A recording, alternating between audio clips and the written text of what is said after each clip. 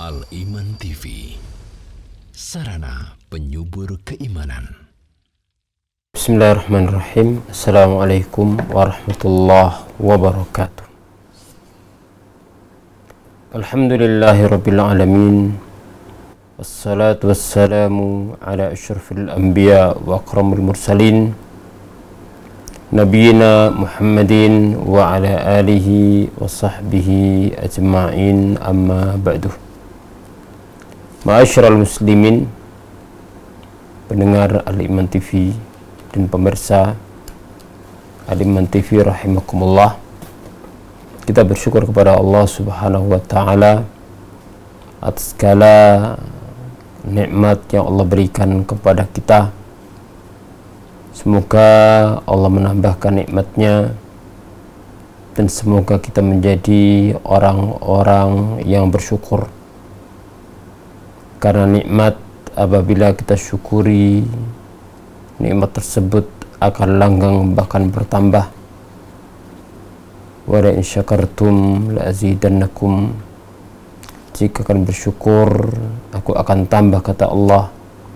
Wa la in kafartum, jika kalian kufur, inna adzabi lasyadid, sesungguhnya azab Allah sangat pedih.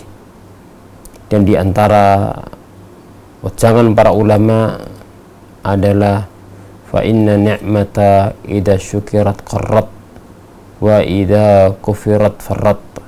Nikmat itu apabila disyukuri maka akan langgeng, akan kekal, dan apabila dikufuri maka nikmat tersebut akan lari. Na'udzubillah min dzalik. Kedua kalinya salawat dan salam semoga tercurah kepada Nabi kita yang mulia Muhammad sallallahu alaihi wasallam, kepada keluarganya, semua para sahabatnya, serta umatnya yang setia sampai hari kiamat. Ma'asyiral muslimin, sebagaimana telah kita ketahui bahwa kemuliaan suatu ilmu diukur dengan objek kajiannya.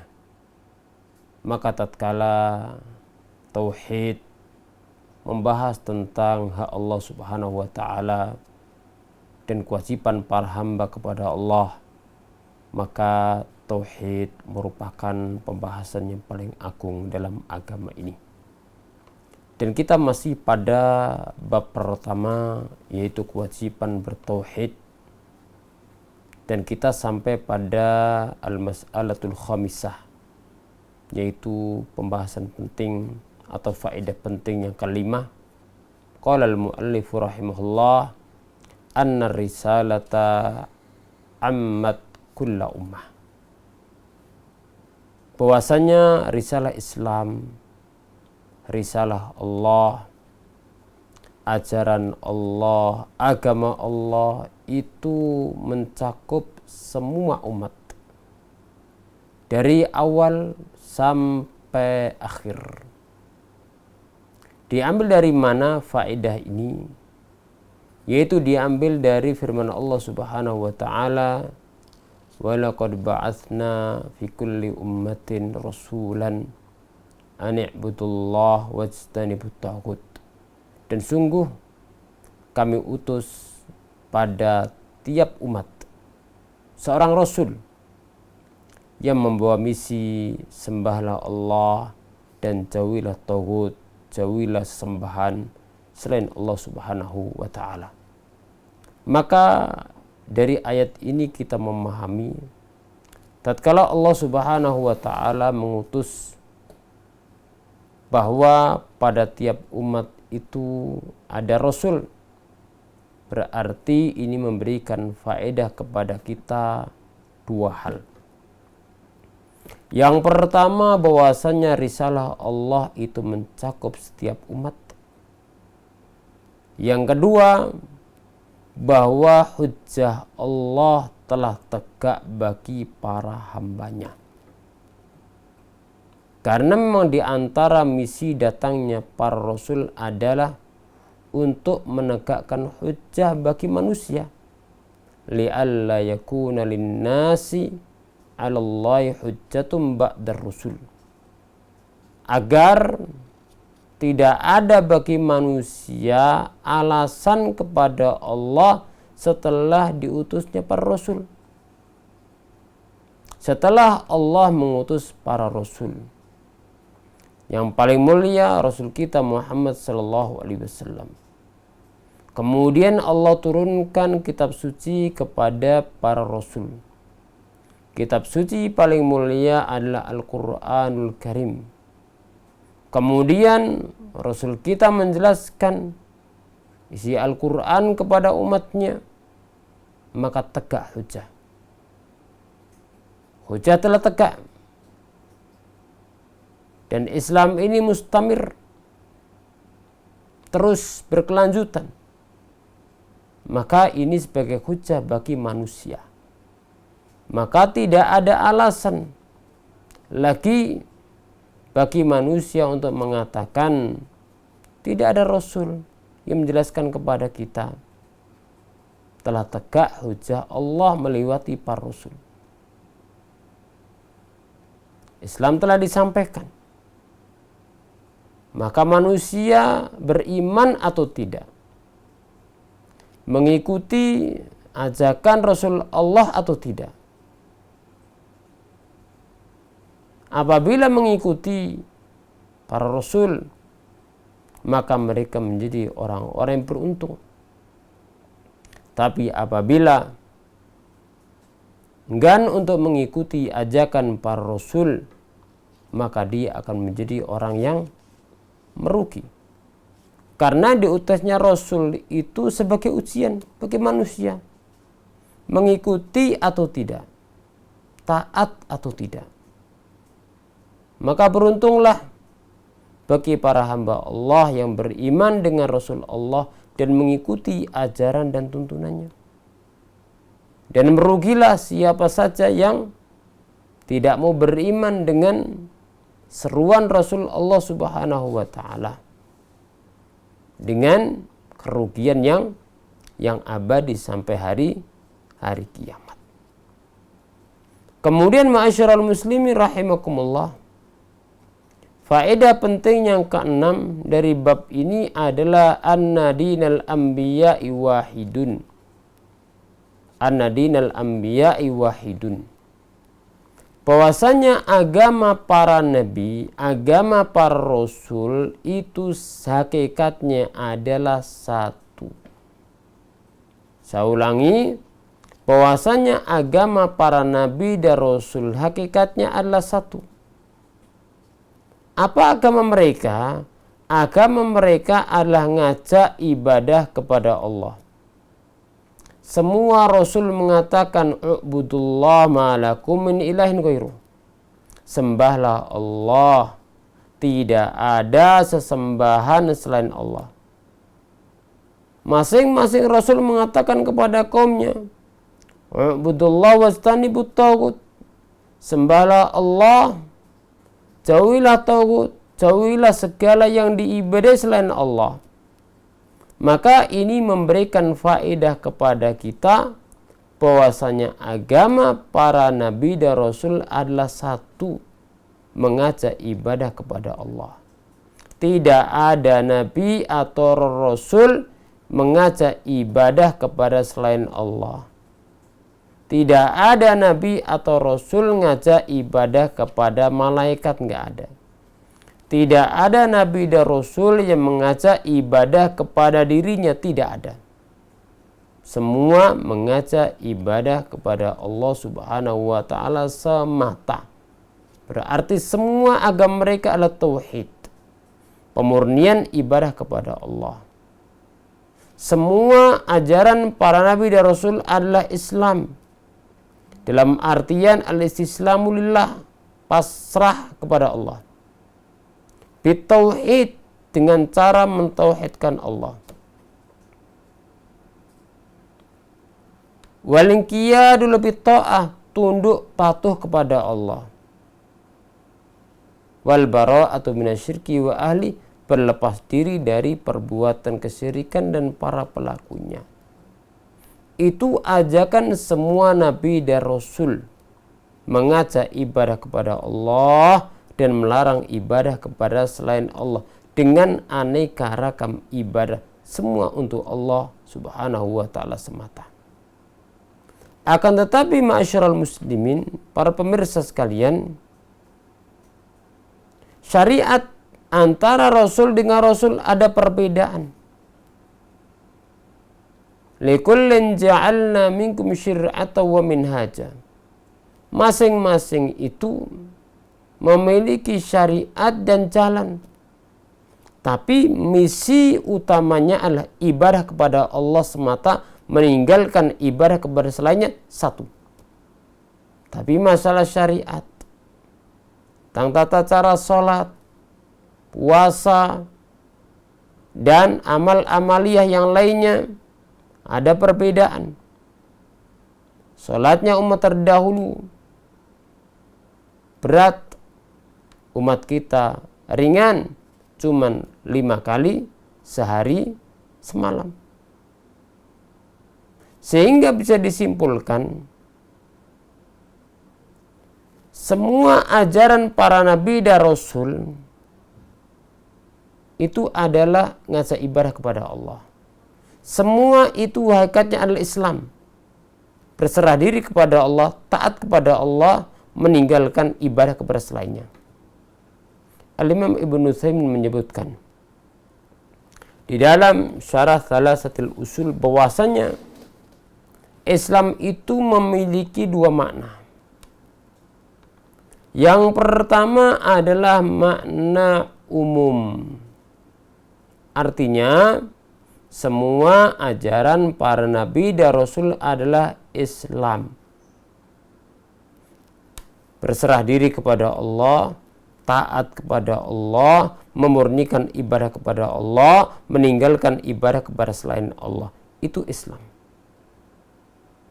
Sehingga nabi-nabi dan rasul terdahulu muslim. Maka Nabi Nuh muslim, umatnya muslimun pada zamannya. Nabi Ibrahim muslim, Nabi Musa muslim, umatnya muslimun pada zamannya. Nabi Isa muslim, umatnya muslimun pada zamannya. Ini Islam dalam artian umum, ibadah kepada Allah semata, tidak ibadah kepada selainnya. Adapun makna yang kedua adalah makna khusus.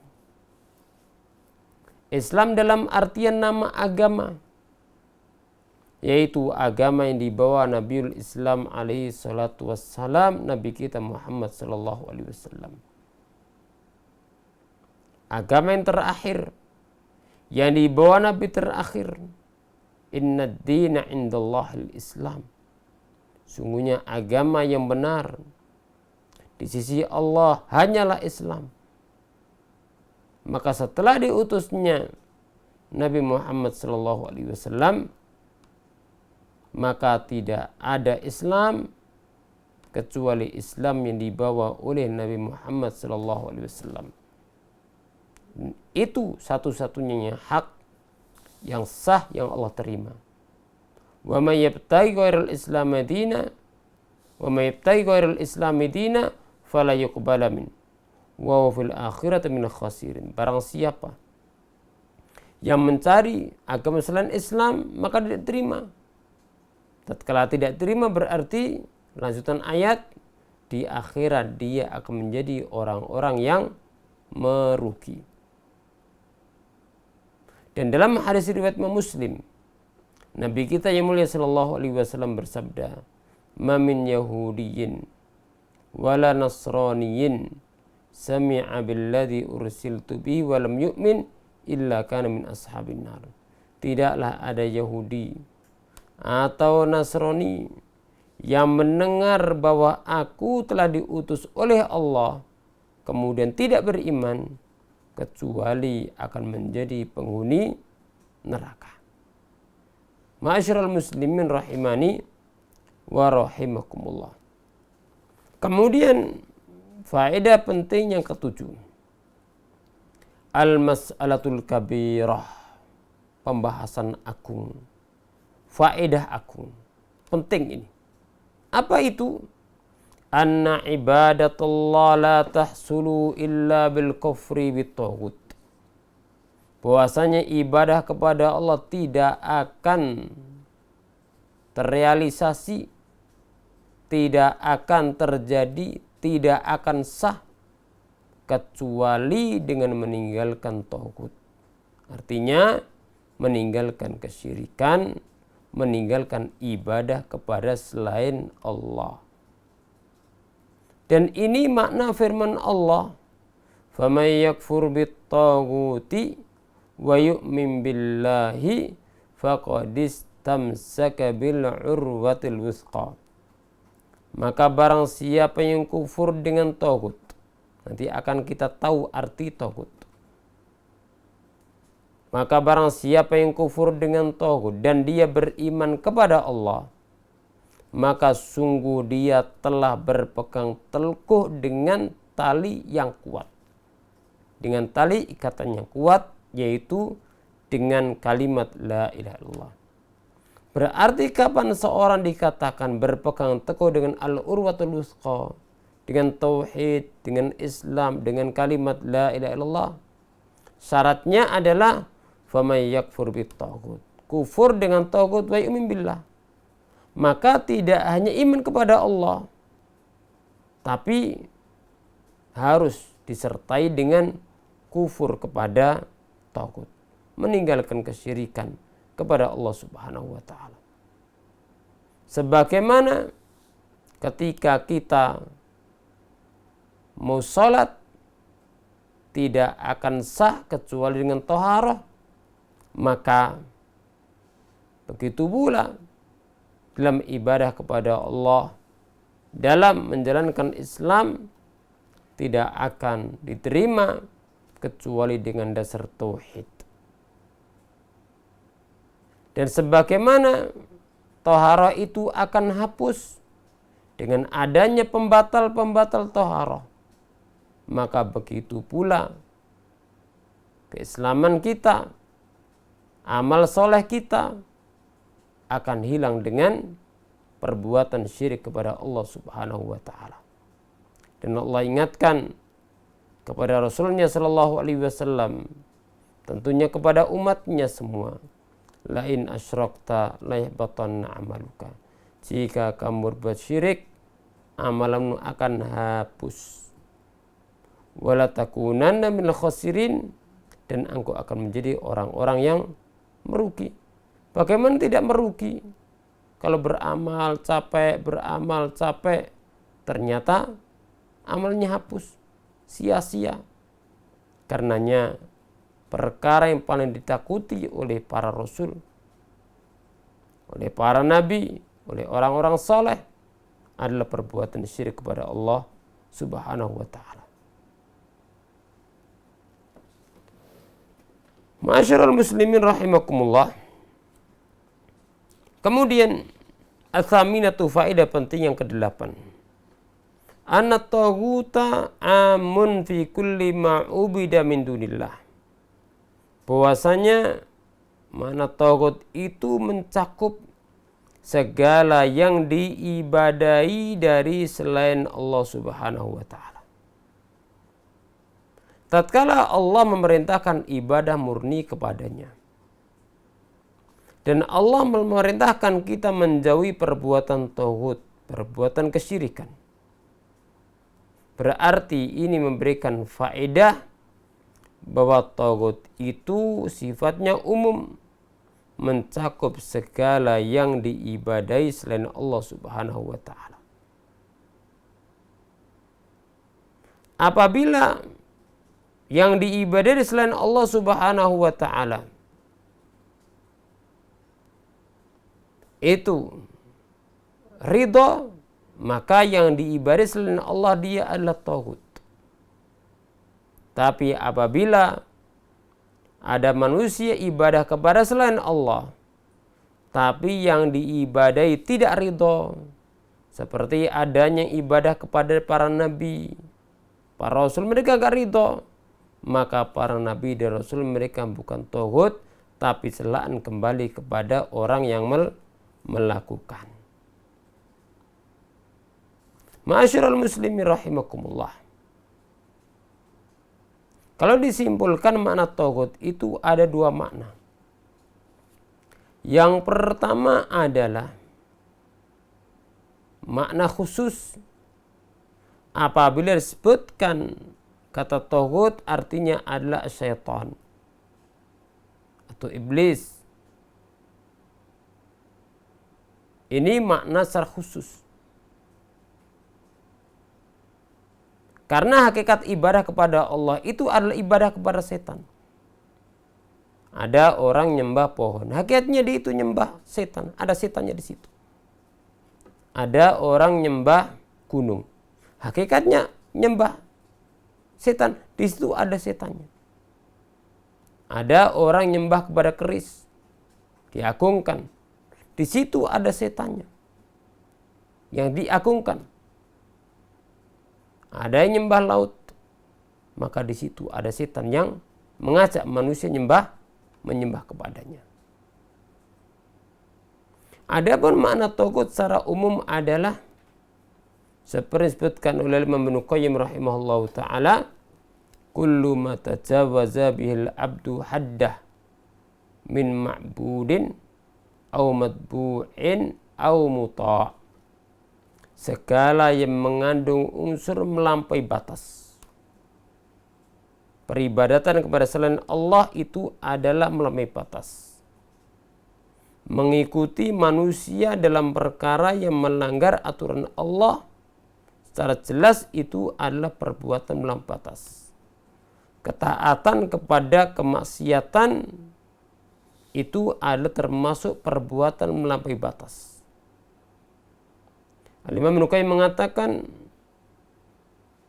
kullu ma tajawaza bihi al-abdu haddah, segala sesuatu yang mengandung perbuatan melampaui batas yang dilakukan oleh para hamba min ma'bud, baik kepada yang disembah, artinya ibadah kepada selain Allah, itu adalah perbuatan melampaui batas. Ini adalah termasuk perbuatan taghut. Au matbu, atau yang diikuti dalam kemaksiatan, minta diikuti, maka ini ada termasuk perbuatan melampaui batas. Begitu muta, yang ditaati dalam perkara kemaksiatan, maka ini juga masuk dalam perbuatan melampaui batas. Sehingga taghut itu ada yang bentuknya ibadah, yaitu ibadah kepada selain Allah. Ada yang bentuknya adalah ittiba, mengikuti dalam perkara yang melanggar syariat dan tuntunan Allah. Yang ketiga dalam masalah ta'ah, ketaatan dalam perkara maksiat kepada Allah Subhanahu wa ta'ala. Ma'asyiral muslimin rahimakumullah. Kemudian faedah penting yang ketujuh adalah yang kesembilan. Faedah penting kesembilan, idhamu sya'ni thalathil ayatil muhkamat fi suratil an'am inda salaf wa fiha asyru masaila awwaluha asyirku billah. Pada faedah yang ketujuh, yang kesembilan ini mengandung pelajaran agungnya 3 ayat al-muhkamat. Artinya ayat yang muhkamat, yang tidak dimansuh. Dalam surat Al-An'am. Dalam surat Al-An'am, yaitu pada ayat yang ke-151, 153. 151, 153. Coba nanti dibaca. Mu'allif mengatakan agungnya kedudukan 3 ayat yang muhkamat dalam surat Al-An'am menurut para salaf. Sampai Ibnu Mas'ud mengatakan ini yang diwasiatkan Nabi Shallallahu Alaihi Wasallam. Artinya Rasulullah adalah mewasiatkan dengan Al-Quran. Maka ini di antara wasiat Nabi Shallallahu Alaihi Wasallam. Wa fiya asyru masail. Di dalamnya ada 10 pembahasan penting. Pada surat Al-An'am ayat 151 sampai 153 itu ada 10 perkara penting. Tapi ketika menyebutkan 10 perkara penting, yang pertama adalah an-nahyu anisyirki, larangan berbuat syirik kepada Allah Subhanahu wa taala. Coba perhatikan dalam surat Al-An'am 151 153. Yang pertama adalah larangan berbuat syirik. Yang kedua, wasiat bakti kepada kedua orang tua. Yang ketiga, larangan membunuh jiwa yang Allah haramkan tanpa hak. Yang keempat, larangan mendekati perbuatan-perbuatan keji. Yang kelima, ada salah urut tadi. Saya ulangi, yang pertama larangan berbuat syirik. Yang kedua, wasiat bakti kepada kedua orang tua. Yang ketiga, larangan membunuh anak. Yang keempat, larangan mendekati perbuatan keji, apalagi melakukan. Yang kelima, larangan membunuh jiwa yang Allah haramkan, jiwa maksumah tanpa hak. Yang keenam, larangan mendekati harta anak yatim kecuali dengan cara yang lebih baik. Yang ketujuh, perintah untuk memenuhi timbangan dan takaran. Ketika menimbang, menakar dalam jual beli supaya sesuai, tidak mengurangi. Yang kedelapan, perintah untuk berbuat adil. Berbuat adil diperintahkan kepada siapapun. Kepada orang kita cintai atau kita benci, harus adil. Yang kesembilan, al-wafa bil ahdi. Perintah untuk menunaikan janji. Yang kesepuluh, perintah mengikuti jalan yang lurus dan meninggalkan jalan-jalan selainnya. Coba kita perhatikan dari 10 perkara ini, yang pertama adalah an-nahyu anisyirki, larangan berbuat syirik, menunjukkan agungnya dosa kesyirikan. Yaitu firman Allah, Qul ta'alu atlu ma harrama rabbukum alaikum alla tusyriku bi syai'a. Katakan Muhammad, kemarilah, aku akan membacakan kepada kalian apa yang Allah haramkan.